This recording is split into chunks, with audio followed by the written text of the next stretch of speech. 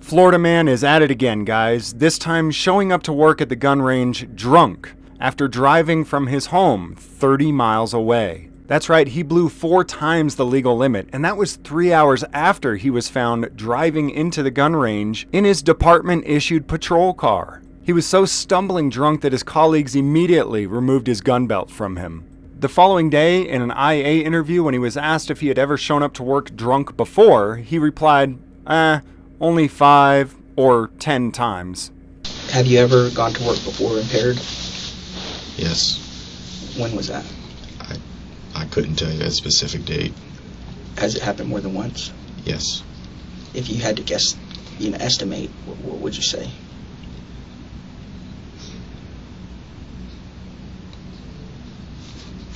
Probably 5, 10 times. So he was terminated from his job as a police officer, right? Yes, he was. But an appointed civil service board insisted that the department rehire him, claiming that the firing was, quote, manifestly unjust. His name is Nicholas Gifford with the Jacksonville, Florida Police Department.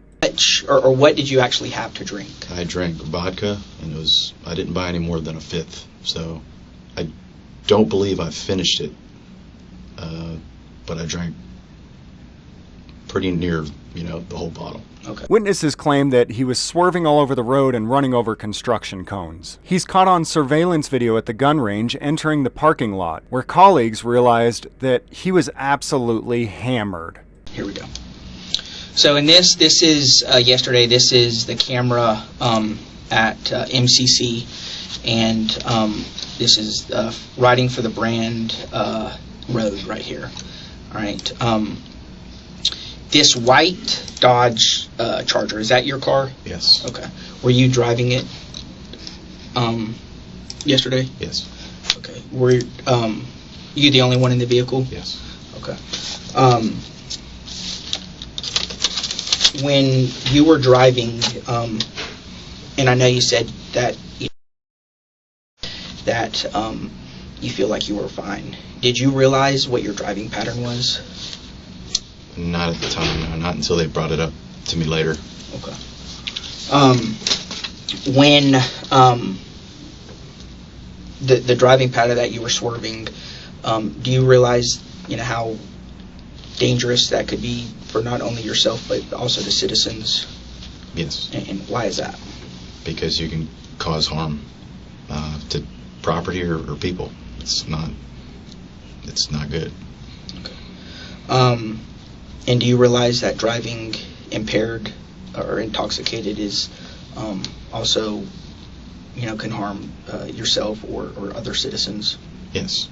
And again, why is that? Once again, it doesn't benefit driving it. That deters your ability to drive, possibly causing an accident. Okay. And when you would drink, when you consumed alcohol last night, were you by yourself or were you like at a party, a social gathering? I usually drink alone. I was by myself. Nicholas Gifford showed up to work drunk on October 14th. He was terminated on November 5th, but he appealed his termination to the city's Civil Service Board on December 16th.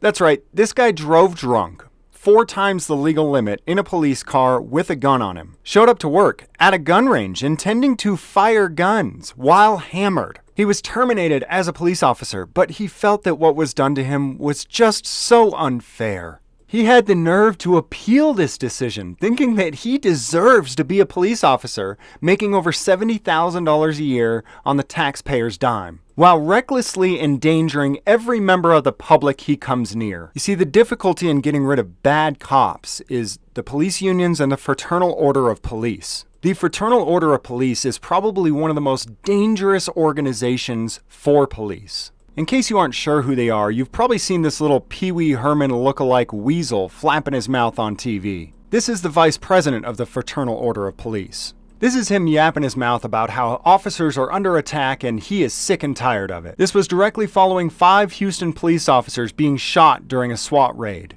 But now I want to speak on behalf of the 5,200 brave men and women of the Houston Police Department and the other 800,000 police officers that are working these streets every single day, putting their lives on the line. We are sick and tired of having targets on our back. We are sick and tired of having dirtbags trying to take our lives when all we're trying to do is protect this community and protect our families. Enough is enough. And if you're the ones that are out there spreading the rhetoric that police officers are the enemy, well, just know we've all got your number now. We're going to be keeping track of all of y'all, and we're going to make sure that we hold you accountable every time you stir the pot on our police officers. We've had enough, folks. We're out there doing our jobs every day, putting our lives on the line for our families. Enough is enough. It later came out that the victims of the SWAT raid never had a gun and never fired a shot, and that all 5 officers had shot each other. While many departments across the country truly are trying to clean the trash out, the Fraternal Order of Police defends the worst of the worst of the worst of cops. The Fraternal Order of Police makes sure that no dirty cop will ever be unemployed. And they work hard towards making sure every single day that more and more law-abiding, hard-working citizens despise police. Not because they despise law and order, but quite the opposite. Because they despise that police get away with anything.